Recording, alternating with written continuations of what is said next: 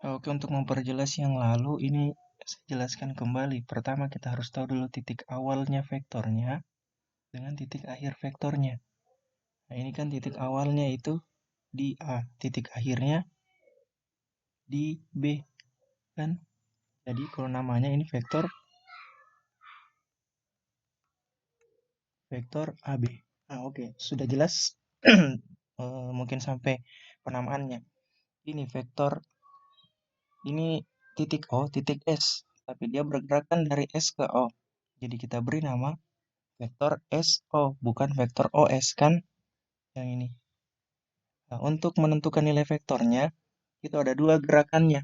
Ada kiri kanan atas bawah.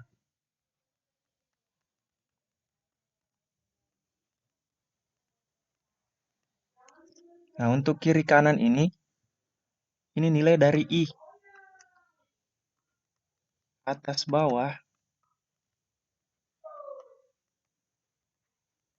itu nilai dari J.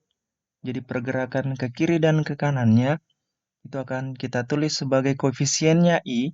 Sementara gerakan ke atas dan ke bawahnya akan kita tulis sebagai koefisiennya J. Kan? Nah, lalu, jika dia ke kiri, tandanya minus. Ketika dia ke kanan, tandanya plus atau positif. Ketika dia ke atas, tandanya positif. Ketika dia ke bawah, tandanya negatif. Tinggal kita lihat gerakannya. Pertama, dari titik A, ini dia ke kiri atau ke kanan? Kalau dia mau ke titik B. Lihat dulu kiri kanannya, jangan dulu lihat atas bawahnya. Untuk kita cari koefisiennya I. Dia kan ke kiri dan ke kanan gerakannya. Pertama, berarti kita lihat dia akan ke kanan pasti ini. Karena harusnya dari A ke B. Kita hitung kotaknya. 1, 2, 3, 4, 5, 6, 7, 8. Nah, jadi dia ke kanan 8. Kalau ke kanan kan positif.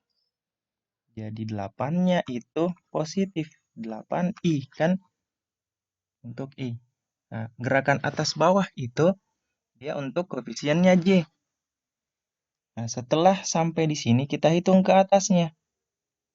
1, 2, 3, 4, 5. Berarti dia ke atas 5 satuan. Ke atas berarti tetap positif. Jadi dia ditambah. Ditambah 5J. Yang ini saya contohkan untuk yang vektor dari titik O ke titik S. Itu dikasih nama vektor SO kan? Karena titiknya dari S dimulai. Kemudian ke O. Nah, ini kita mau cari gerakan kiri kanan dengan atas bawahnya. Terserah mau kiri kanan dulu atau atas bawah dulu. Yang penting jangan tertukar I dan J-nya. Misal saya kasih gerakan ke bawahnya dulu pertama kan. Ini kan tidak mungkin ke atas kan kalau dimulai dari titik S.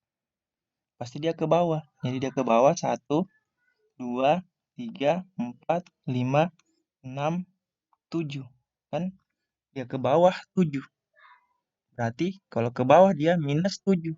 Minus 7 itu untuk J. Minus 7 ini untuk J-nya. Nah, sementara gerakan ke kiri kanannya kalau sudah sampai ke sini, dia ini ke kiri atau dia ke kanan? Nah, jelas ke kiri kan? Berarti dia ke kiri. 1, 2, 3, 4, 5. Ke kiri. Ke kiri itu minus. Nah, kiri dan kanan itu dia untuk I. Jadinya minus 5I. Kalau kita tulis di sini, vektor SO itu jadinya minus 5I dikurang kan minus 7J. Minus 7J. Nah, jadinya ini. Untuk yang lainnya, saya contohkan lagi satu yang ini. Yang XW. Vektor XW. Berarti dari titik X. Terserah mau ke kanan dulu atau ke kiri. Yang penting ingat, kanan dan kiri itu untuk I. Atas dan bawah itu untuk J. Nah, kita ke... Nah, ini kan ke kanan dulu kan. Kalau dari sini 1, 2, 3, 4, 5, 6, 7, 8, 9, 10, 11 kan? 11. Kemudian dia ke bawah.